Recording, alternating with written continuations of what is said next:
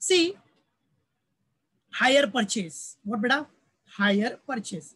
Now, first of all, hire purchase is governed by Hire Purchase Act 1972. Remember it. What? Governed by Hire Purchase Act 1972. And बच्चा लोग costly items like vehicles, machinery or other fixed assets may be sold on hire purchase basis. That is installment basis. On which basis beta? Installment basis. Right है. Now costly item, अभी items costly है, लाखों रुपए के items है, बराबर, 10 लाख 20 लाख 50 लाख. तो अगर उतना अमाउंट नहीं है आपके पास तो आप एक छोटा सा अमाउंट डाउन पेमेंट दे दो. जैसे 10 लाख का मशीन है, आपके पास 10 लाख नहीं है, आपके पास 1 ही लाख है, 1 lakh is there, so 1 lakh down payment दे दो, मशीन ले लो, मशीन से काम, मशीन अपने पोजीशन में ले लो, काम करते रहो और धीरे धीरे इंस्टॉलमेंट भरते रहो. समझा कि नहीं? सो costly items like machinery, vehicles etcetera में बी सोल्ड ऑन, आजकल हायर परचेज पे होता ही है, इंस्टॉलमेंट बेसिस पे तो सब कुछ हो गया आजकल, है कि नहीं? Yes yes, very good Dheeraj. So in case of hire purchase the buyer pays for an article in periodical instalments but becomes the owner of the article only after the final instalment is paid. बराबर है? But become the owner, कभी owner होगा only after the final installment is paid. मतलब last installment जब भी पे करेगा then only he or she will become the owner. तो सिंपल सा फंडा है. हायर परचेज में क्या होता है बेटा? बायर जो होता है वो पे करता है आर्टिकल को, आर्टिकल के लिए जो भी आर्टिकल उसने खरीदा है उसके लिए वो पे करेगा. किस पे खरीदा है उसने? इंस्टॉलमेंट बेसिस पे, इंस्टॉलमेंट में खरीदा है तो उसके लिए वो पीरियोडिकली इंस्टॉलमेंट पे करता है. कभी भी याद रखो, अगर खरीदा है तो स्टार्टिंग में क्या करता है, वो एक डाउन पेमेंट देता है.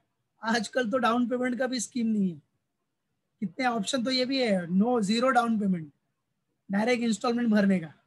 समझा? ऐसा भी है. ठीक है, तो सेल होना चाहिए भाई, बस. मालूम पड़ा कि नहीं?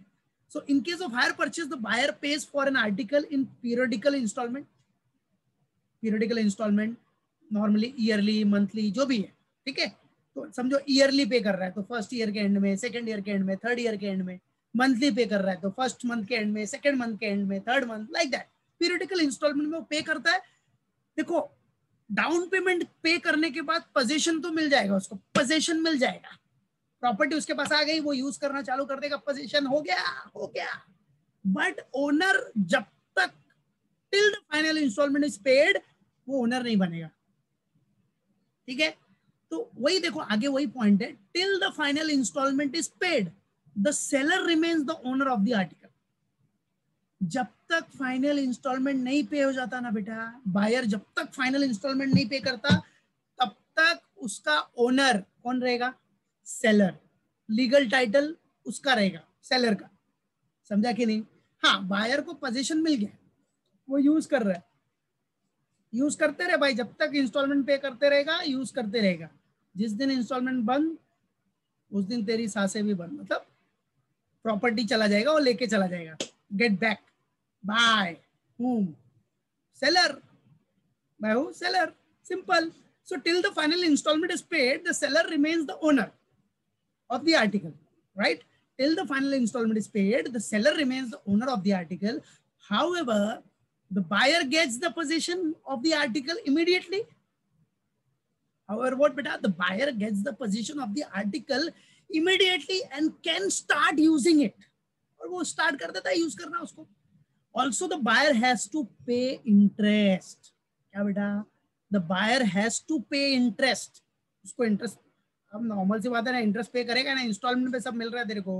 ठीक है, पैसा तेरे को आराम से देना है तो थोड़ा ब्याज तो लगेगा ना यार, ब्याज काट के. मतलब ब्याज तो भरना पड़ेगा ना, इंटरेस्ट भरना पड़ेगा कि नहीं?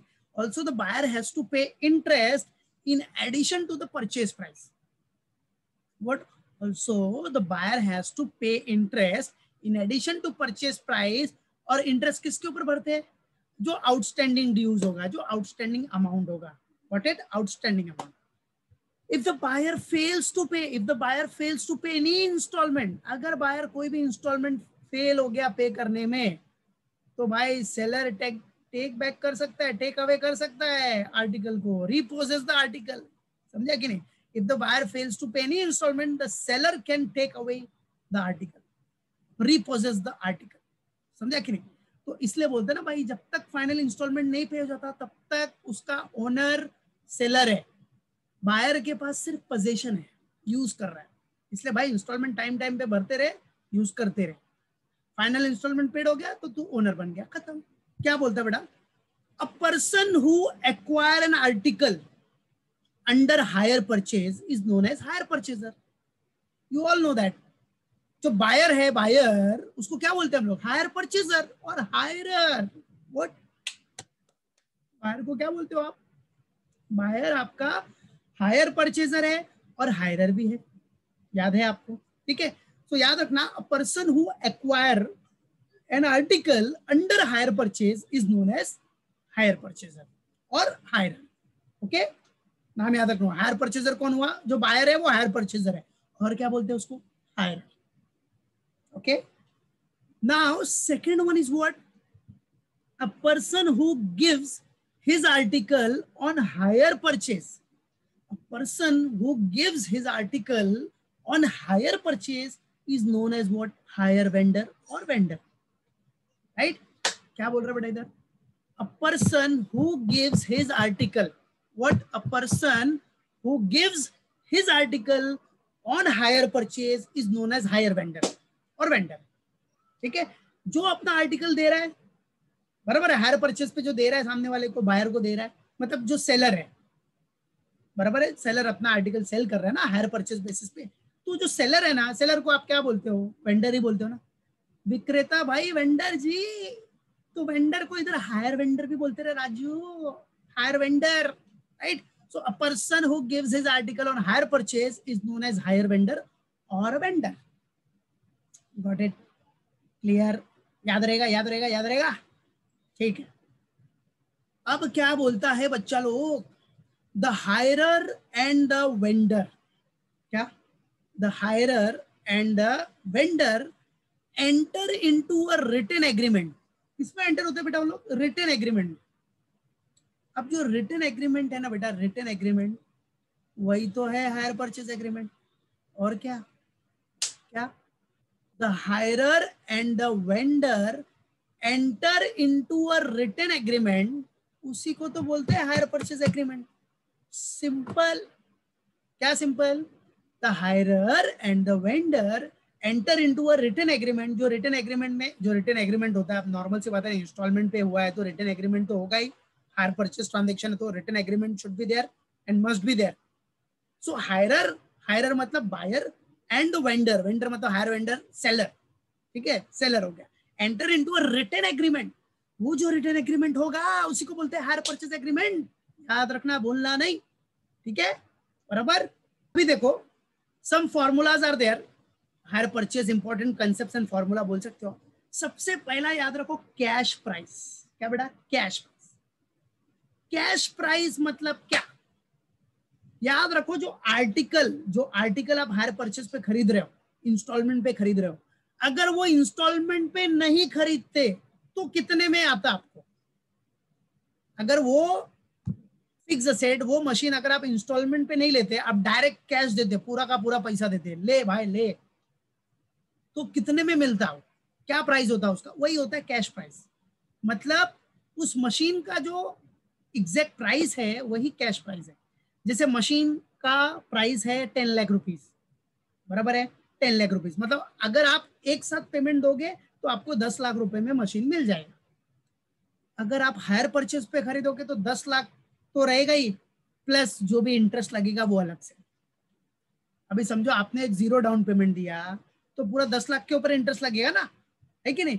हाँ, और अगर समझो आपने डाउन पेमेंट समझो कितना दिया, 1 लाख, तो बैलेंस कितना बचा, 9 लाख, तो 9 लाख के ऊपर इंटरेस्ट जाएगा, फिर वो इंटरेस्ट लगने से आपका प्राइस क्या हो जाएगा, बढ़ जाएगा।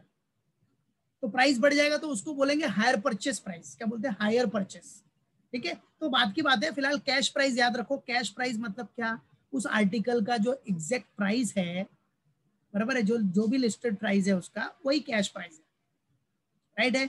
मतलब अगर आप एक साथ पेमेंट करोगे, इंस्टॉलमेंट पे नहीं खरीदोगे, आप एक साथ पेमेंट करके ले रहे हो ऑन द स्पॉट, तो वो जो आपको प्राइस देना पड़ता है that is what cash price, simple. मतलब जो वो आर्टिकल का प्राइस है that is what cash price, ठीक है। सो कैश प्राइस सिंपल से मीनिंग में दिया है मैंने इधर, द परचेज प्राइस, जो भी परचेज प्राइस है, payable if full payment is made immediately. अगर आप पूरा पेमेंट एक साथ दे देते हो तो जो प्राइस होगा वही होता है कैश प्राइस। ठीक है, मालूम पड़ा? अभी 10 लाख की मशीन है, एक साथ दो 10 लाख में मिल जाएगा, लेकिन अगर आप इंस्टॉलमेंट पे खरीदेगा, हायर परचेस पे खरीदेगा, तो वही मशीन का प्राइस आपको 13 लाख पड़ जाएगा, 13 लाख पड़ जाएगा, 14 लाख पड़ जाएगा, लाइक दैट, 12 लाख हो जाएगा, लाइक दैट, क्योंकि इंटरेस्ट भी ऐड होता है ना बेटा, समझा कि नहीं? मालूम पड़ा? तो जिसके पास फंड का शॉर्टेज है वो फिर हायर परचेस पे खरीदता है, और क्या। और जरूरी नहीं है फंड का शॉर्टेज है तो ही खरीदता है, और भी बहुत सारे फैक्टर्स है उसमें। ठीक है, तो कैश प्राइस मतलब क्या बेटा? The purchase price payable if full payment is made immediately. तो कैश प्राइस, अगर समझो क्वेश्चन में कैश प्राइस नहीं दिया तो निकालने का कैसा? अगर आपको हायर परचेज प्राइस पता है, समझो उस मशीन का हायर परचेज प्राइस कितना है, 13 लाख। कितना? 13 लाख। 13 लाख में क्या हो गया? 3 लाख तो क्या हो गया अपना? एक्स्ट्रा गया। 3 लाख क्या हुआ? एक्स्ट्रा गया ना। वो एक्स्ट्रा क्या होता है? इंटरेस्ट, बराबर है।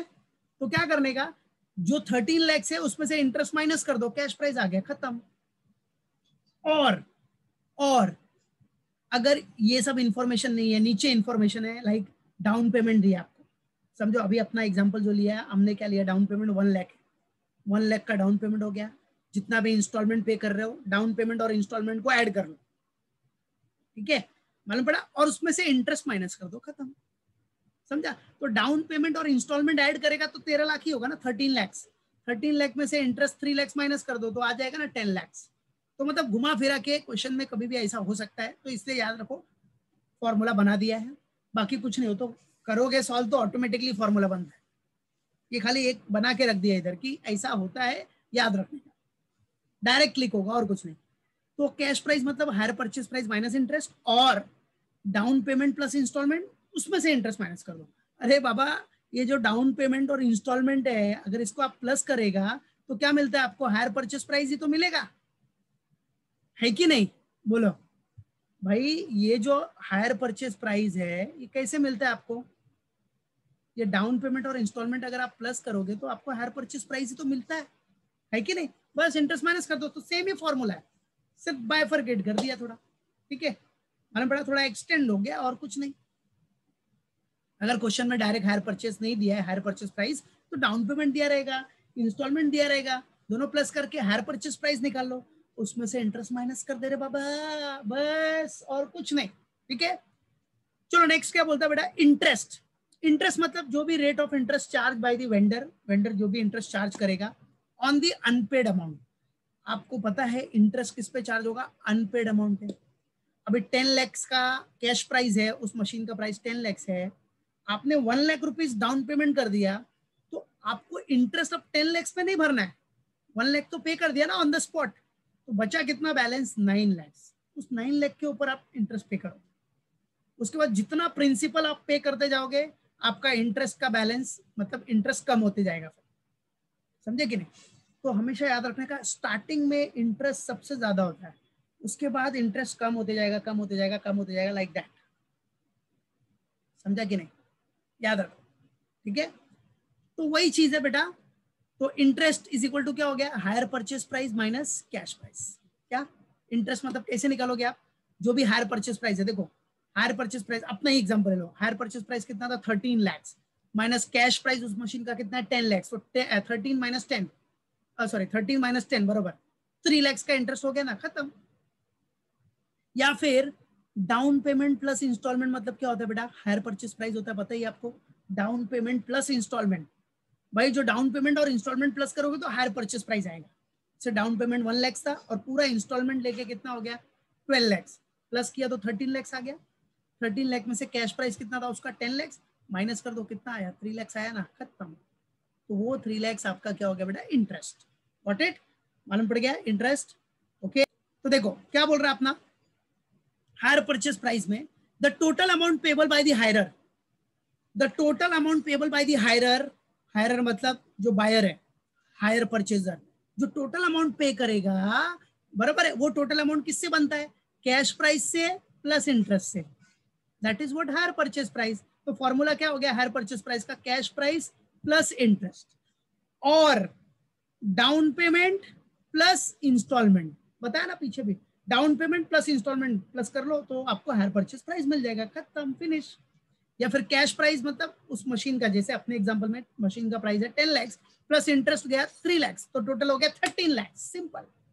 ठीक है, चलो फिर क्या बोलता है डाउन पेमेंट, क्या डाउन पेमेंट। अब डाउन पेमेंट क्या होता है बेटा, the initial amount payable at the timing of signing the agreement. ठीक है, क्या बोल रहा है, the initial amount payable at the timing of what, signing the agreement, बराबर है।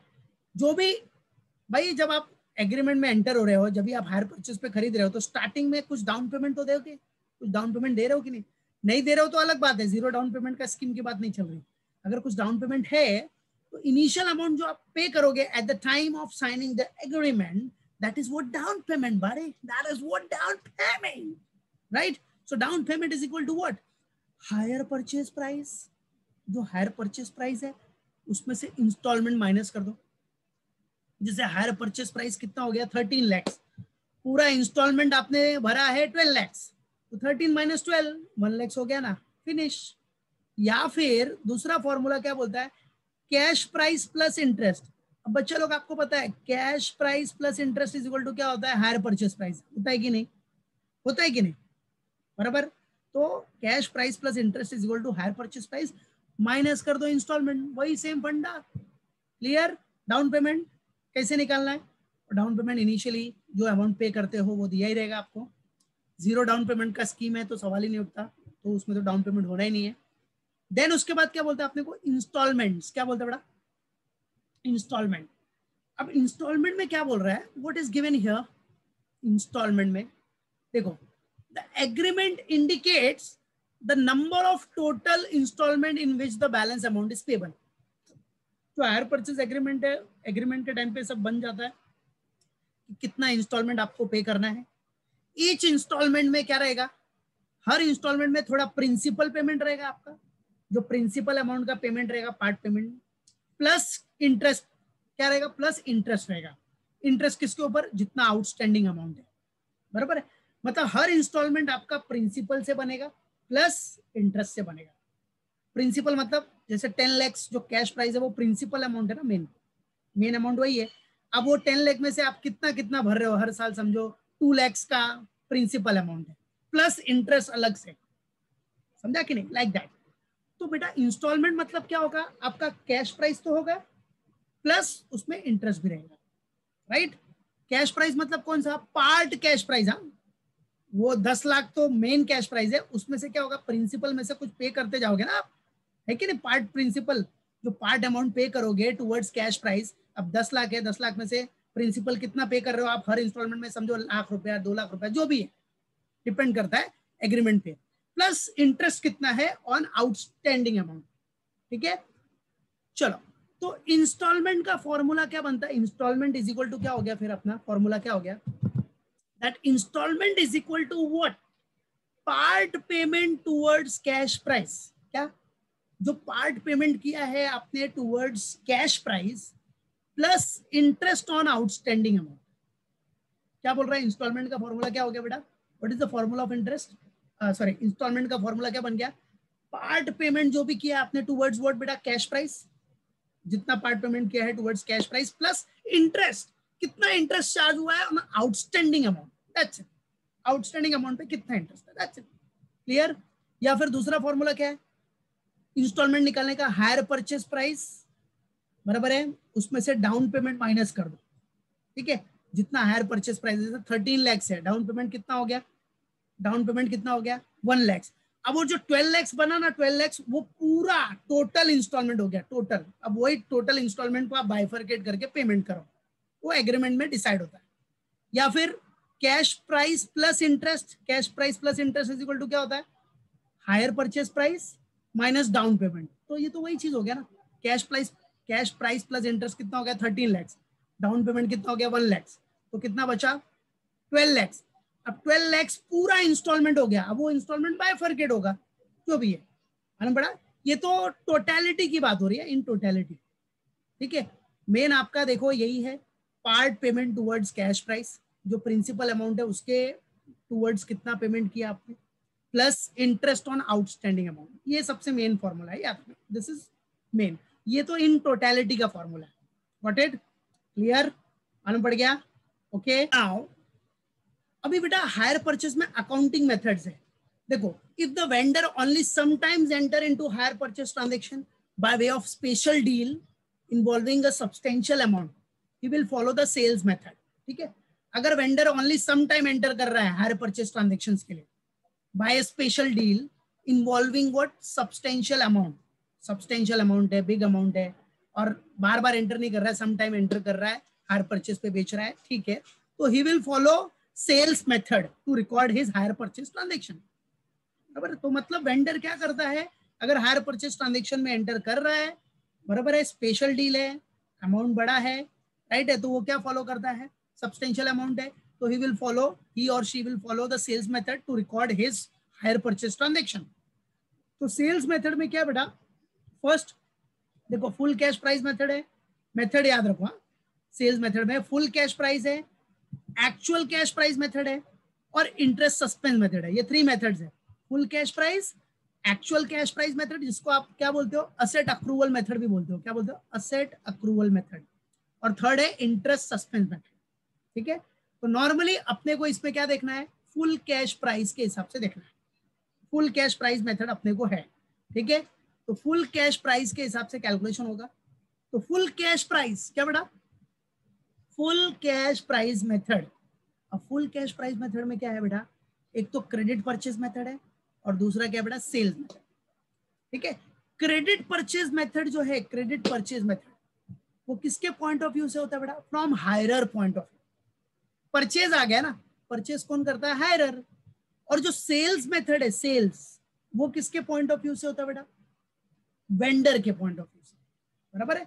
तो परचेज जो हुआ, क्रेडिट परचेज, वो हायरर पॉइंट ऑफ व्यू है, जिसमें article purchase is what, asset for him her और हायरर, जो आर्टिकल परचेज होगा इज असेट, भाई जो आर्टिकल वो खरीदेगा वो उसके लिए असेट हो गया, नॉर्मल सी बात है ना, जो भी हायरर है वो आर्टिकल खरीद रहा है, पोजीशन में आ गया, तो असेट है ना उसका, यूज वही कर रहा है, डेप्रिसिएशन चार्ज करेगा इसमें हायर परचेज में, याद रखना, लीज में ऐसा नहीं होता, हायर परचेज में होता है, लीजिंग में ऐसा नहीं, लीज में उसने लिया है तो वो डेप्रिसिएशन चार्ज नहीं करता, डेप्रिसिएशन लीज में कौन चार्ज करता है, लेसर, याद है ना, हाँ। लेकिन हायर परचेज में क्या है, जो बायर ने हायर परचेज पे सामान लिया है उसमें क्या होता है बेटा, डेप्रिसिएशन बायर ही चार्ज करेगा, समझा।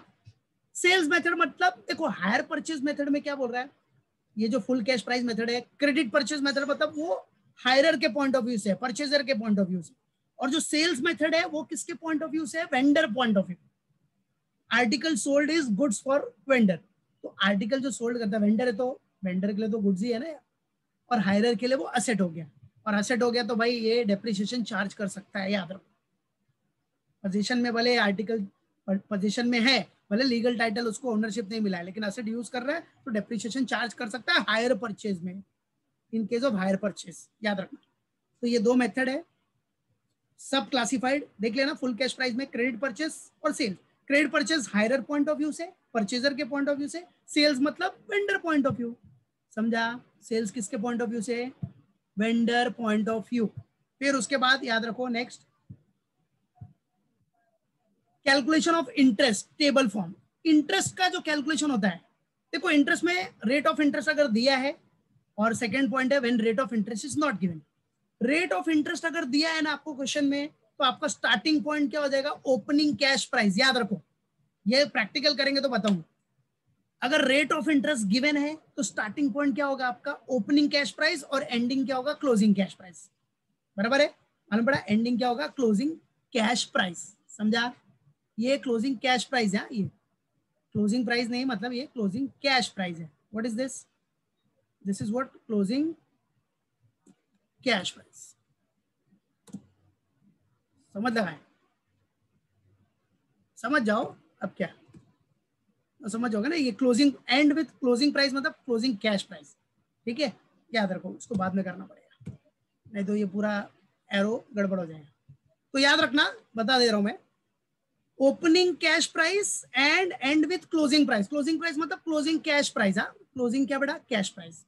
ओके, और इधर रेट ऑफ इंटरेस्ट अगर नहीं दिया है तो स्टार्टिंग पॉइंट क्या होगा? Opening hire price. याद रखना, when rate of interest is not given तो starting point is what? Opening hire price और end with closing hire price. तो इधर सिर्फ कैश वर्ड मिसिंग है, वो याद रखना। ओपनिंग कैश प्राइस स्टार्टिंग है तो क्लोजिंग एंड होगा। इधर ओपनिंग हायर प्राइस स्टार्टिंग है तो क्लोजिंग क्या होगा?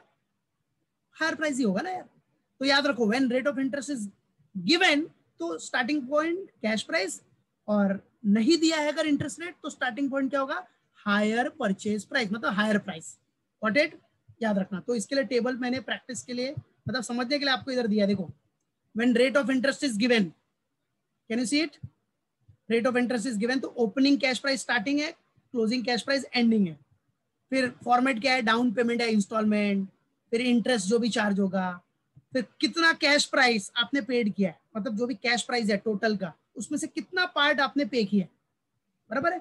अभी इधर 3 इंस्टॉलमेंट जैसे एग्जांपल लिया मैंने, फर्स्ट, सेकंड, थर्ड, और ये डाउन पेमेंट का डेट, इनिशियल डेट जब भी आप परचेस कर रहे हो।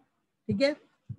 और अगर ये सब प्रैक्टिकल करोगे तो बताऊंगा मैं प्रैक्टिकल में। और इधर देखो, अगर रेट ऑफ इंटरेस्ट नहीं दिया है तो opening hire price starting point है और एंडिंग क्या हो गया? Closing hire price.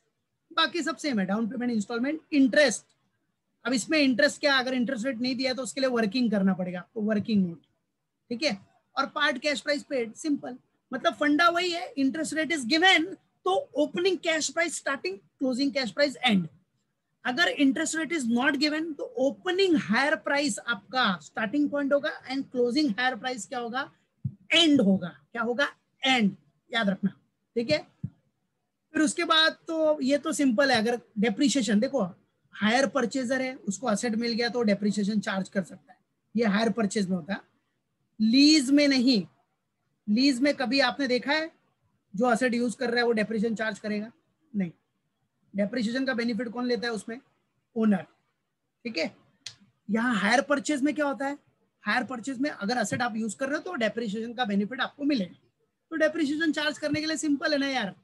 अभी जैसे 3 साल में आप इंस्टॉलमेंट पे कर रहे हो तो तीनों साल का आपको डेप्रिसिएशन मिलेगा ना, 3 साल यूज कर रहे हो तो जैसे डेप्रिसिएशन हमेशा याद रखो कैश प्राइस के ऊपर रहेगा। जो मशीन का ओरिजिनल कॉस्ट है, मतलब जो मेन प्राइस है उसका कैश प्राइस, 10 लाख का मशीन है ना, इंटरेस्ट तो एक्स्ट्रा अमाउंट है ना यार। ठीक है? तो 10 लाख माइनस डेप्रिसिएशन समझो 10% है तो 10% माइनस करके क्लोजिंग डब्ल्यूडीवी निकालो। उसके बाद जो भी मेथड है, अगर डेप्रिसिएशन का स्ट्रेट लाइन मेथड है तो डेप्रिसिएशन 1 लाख तीनों ईयर में सेम रहेगा। रिटर्न डाउन वैल्यू मेथड है तो ये 9 लाख आ गया, ये 9 लाख को इधर ब्रॉड फॉरवर्ड करो, उसके बाद 9 लाख के ऊपर 10%, 90,000, फिर रिटर्न डाउन वैल्यू निकालो, फिर उसको ब्रॉड फॉरवर्ड करके उसके ऊपर निकालो। ठीक है? क्लियर? तो इतना सब लोग रिवाइज करके रखना। Got it? क्लियर? मालूम पड़ा? ओके, तो अच्छे से रिवाइज